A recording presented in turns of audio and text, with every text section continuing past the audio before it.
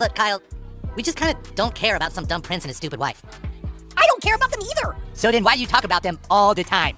I'm sick of hearing about them, but I can't get away from them. They're everywhere, in my face. Yeah, now you're putting them in our face. Fine, I won't talk about them anymore. Thank you. Okay, just one last thing. Did you know the prince?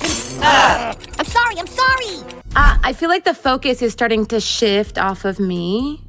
Maybe in editing you'll fix it. My question is for Meghan. Meghan, besides holder of briefcase 24 on Deal or No Deal, what do you think your most impactful role was? Hey, thanks for having us on the show. It's so awesome to be here. It's great. I'm sorry. It's not your fault. I kind of took you out of your natural habitat. I'm surprised you're still breathing. Yes, that's right, friend. You see, my wife and I was totally like, you should write a book because your family's like stupid and then so are like journalists.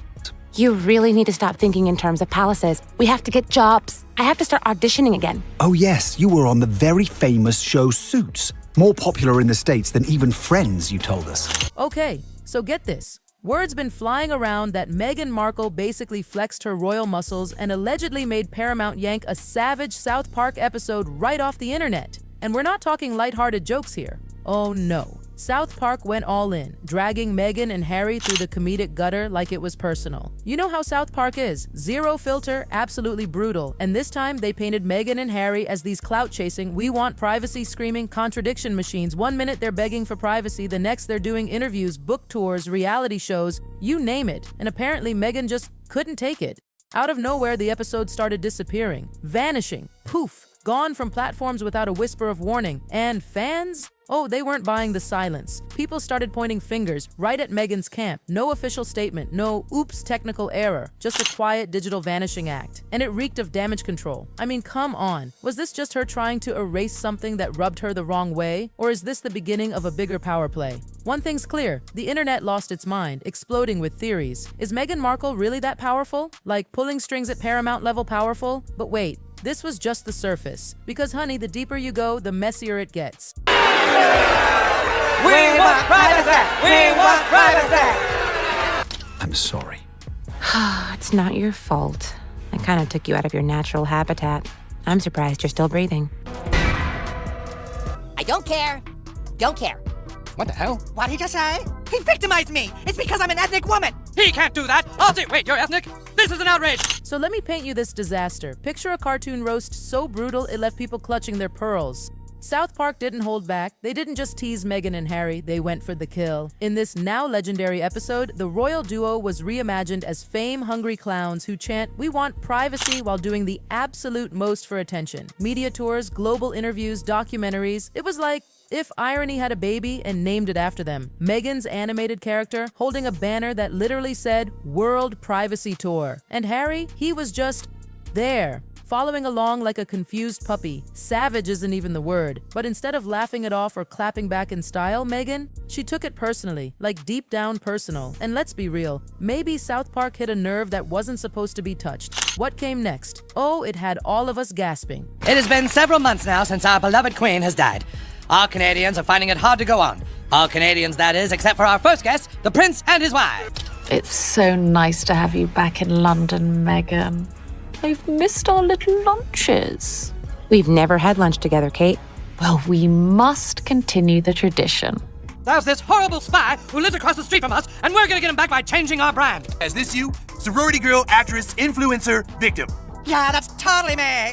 And here's where the drama got nuclear. Insiders spilled the tea that Meghan's team had a full-blown meltdown behind the scenes, like phones blowing up, inboxes on fire, pure panic. Sources say the second that episode aired, her PR team was scrambling, desperate to clean it up. Emails, flying, calls, nonstop. The vibe? Less offended and more freaking out. Apparently, Meghan thought the episode didn't just mock her, it portrayed her as some manipulative mastermind. Her team called it cruel, damaging, even harmful. So instead of doing a public clapback like celebs usually do, they went silent but deadly. No press release, no sassy Instagram story, just this backdoor campaign to get the episode erased, which honestly screams control, not confidence, desperation maybe? But oh honey, this was just the beginning. What she allegedly did next had the rumor mill spinning off its hinges. Hi, I'm Meghan Markle. And I'm Harry. Harry. And we're royally screwed. Andy, you gotta be kidding me. I've brought plenty of conflict to the show. I'm sorry, Meghan. It's just not working out.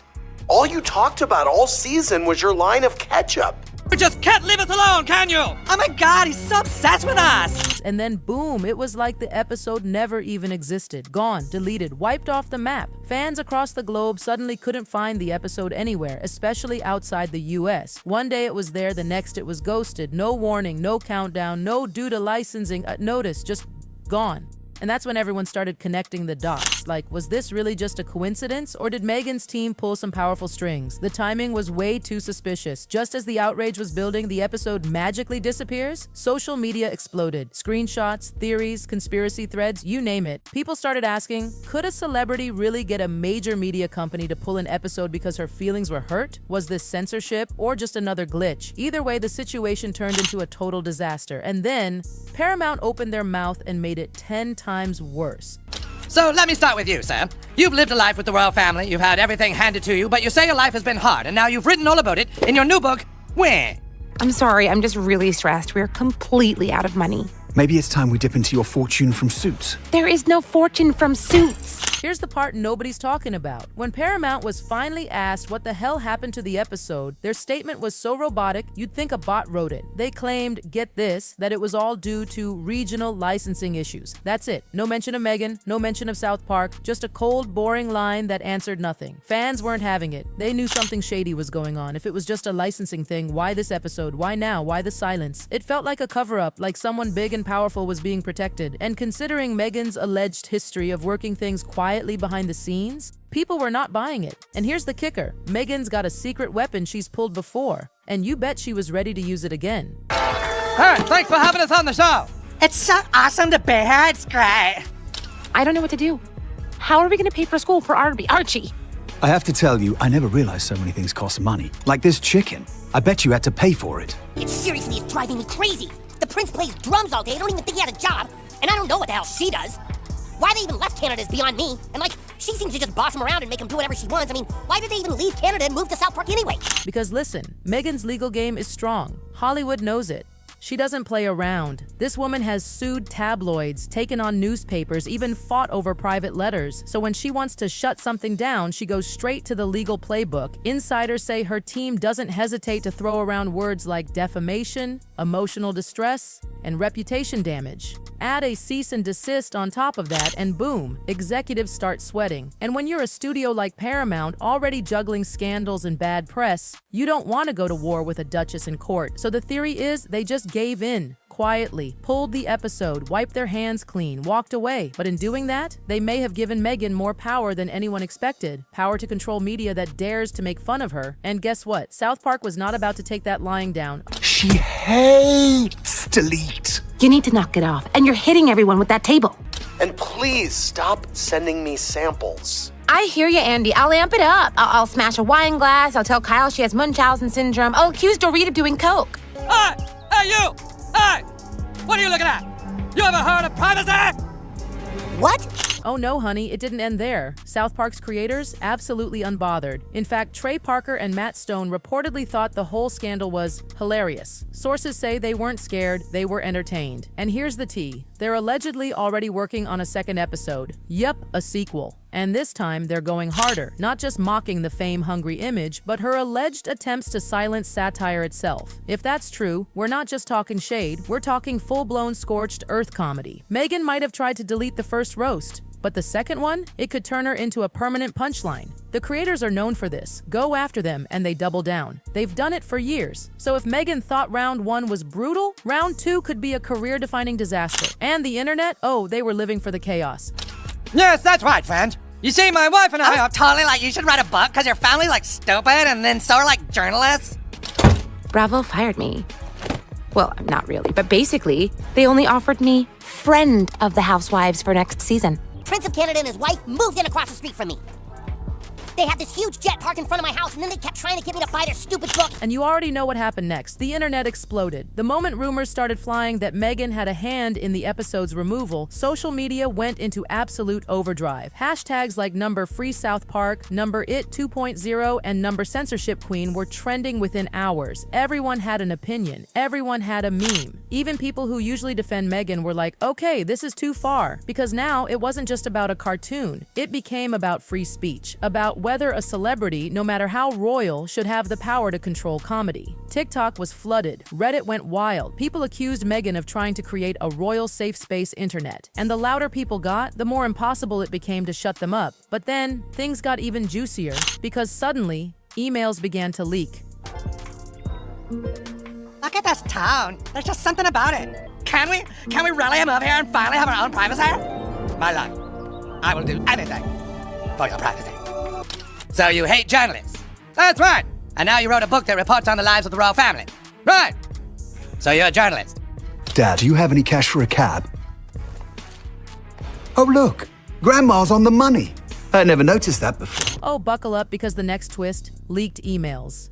Yup. Suddenly, screenshots started flying all over the internet, allegedly showing private messages between Meghan's reps and major media execs. And let's just say, they were messy, like jaw-on-the-floor kind of messy. In these supposedly real but still unverified emails, Meghan's team is seen demanding the episode be taken down. Why? For public decency and dignity. Some of the messages even hinted at legal threats if the episode remained available in certain countries. Now, whether these emails were legit or just an elaborate hoax didn't even matter at that point. The internet went wild because once people saw those messages, oh, it wasn't just maybe Meghan's involved. It turned into, she totally did this, and guess what? Crickets from her team. Not a peep. No one came forward to confirm or deny, and that silence? It spoke louder than words. Suddenly, this wasn't just a theory. It felt like a full-blown media manipulation scandal. All while Meghan's out here battling cartoons, the royal family was apparently having the time of their lives watching it all burn. We just want to be normal people. All this attention is so hard. Isn't it true, sir, that your questionable wife has her own TV show and hangs out with celebrities and does fashion magazines? And you know what else? To hell with Canada! We are leaving! We'll go find some quiet place where we can be normal people! Come on, wife! Yes, that's right, friend. You see, my wife and I I are... was totally like, you should write a book because your family's like stupid, and then so are like journalists. Now get this. While Meghan was allegedly trying to erase a cartoon, The Royal Family, they were reportedly laughing behind closed doors. Palace insiders claim the firm didn't do or say a thing. No tweets, no comments, not even a shady Instagram story. Just vibes. But behind the scenes, oh, they were apparently loving the irony. Meghan, who once claimed she was being silenced, now out here trying to silence others. It was giving karma, poetic justice, the whole package. One unnamed source even said this entire meltdown was totally predictable, like they saw it coming a mile away. And if we're being honest, they probably did, because while Meghan's team allegedly waged a secret war, the royals just watched, sat back, sipped their tea, and let the internet do the roasting for them. And Meghan, she wasn't about to let this go. She wasn't done, not even close. We can be the people we talked about being, with no more worries about how we look or the image we project to people. What matters is what we have on the inside.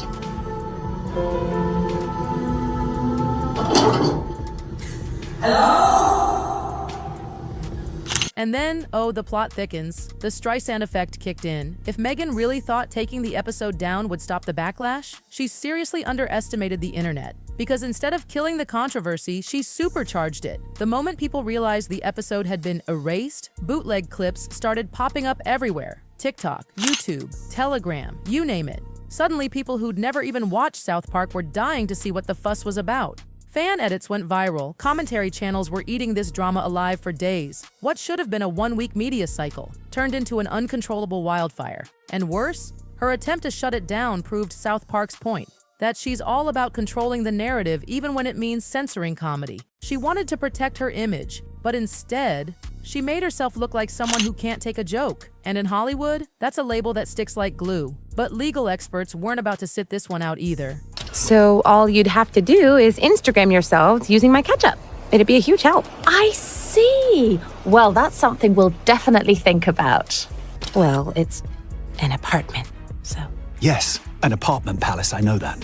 Lots of tiny palaces inside one big palace. Now hold on, because the legal world jumped in and things got even spicier. With all the talk of Meghan allegedly strong-arming Paramount, media lawyers started weighing in, and let's just say, they weren't impressed. One legal analyst said if Meghan really pressured the studio with legal threats to pull the episode, that's not just shady, it's media censorship territory.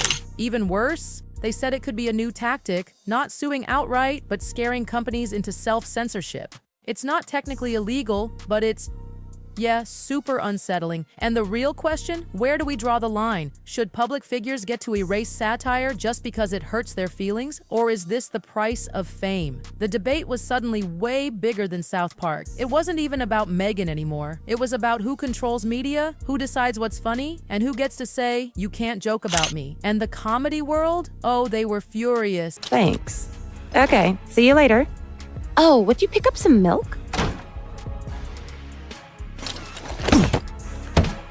Why did you bring that with you again, Harry? You know, in case someone wants a massage, I'll do a few out calls. Here's where the comedians came out swinging. Writers, stand-ups, late-night hosts, everyone started piling on, and they weren't pulling punches. To them, the idea that Meghan, a public figure, would allegedly try to shut down a cartoon was straight up laughable. One stand-up comic even posted, "If a cartoon makes you this mad, maybe royalty isn't your genre."